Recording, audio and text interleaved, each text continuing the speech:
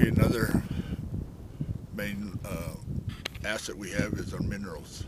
We have a lot of coal, especially over in the Wolf Mountains, which is basically just the very skyline over to the left here to the east, and that's where we have the Cloud Peak Energy coal agreement.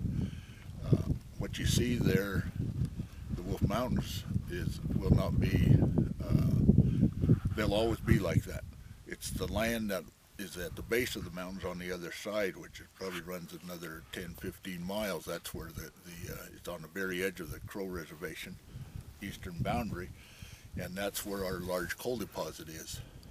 This agreement that they're talking about, there's a never-ending clause to that.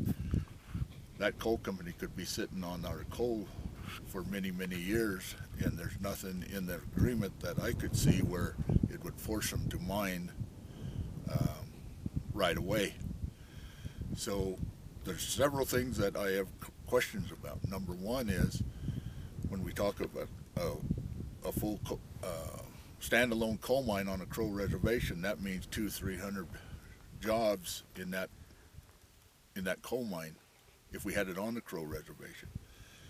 If we get tied into Cloud Peak Energy and we have a coal mine with them, they got all the infrastructure off reservation, so that means only 30 to 50 people will be digging our coal, put it on a coal truck or a conveyor, and transport it to the coal barn for delivery.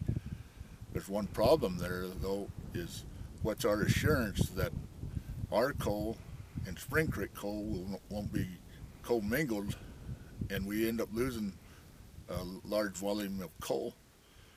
So as I look at this, if Cloud Peak Energy is going to mine our coal over there at Spring Creek and Tanner and Squirrel and Young's Creek, it's one or the other. They either mine all Crow coal and stop, or mine the rest of their coal. So our coal mine, the amount of coal we have over there could run as high as 100 years plus.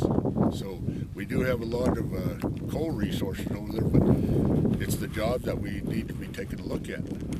The 10 million ton coal mine, 10 million tons a year coal mine, that's a good sized coal mine, and it takes a lot of employment.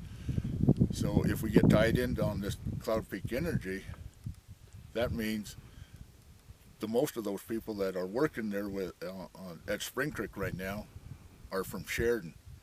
So we're just going to have a handful of people, our people, working there. And in the other agreements that I've seen before, a road was supposed to be built from the site on reservation to Lodgegrass or to Wyola, just so our people could get to work. But I didn't see that in this agreement.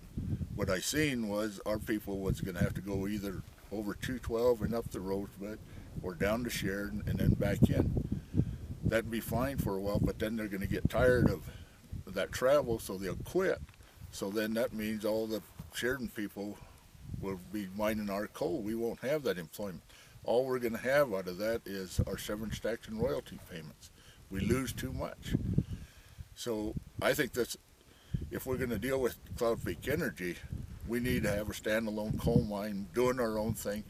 Then it just takes a rail spur to Cloud Peak Energy or Spring Creek, if you will, and that our coal would already be loaded on the train, and we know it's our coal.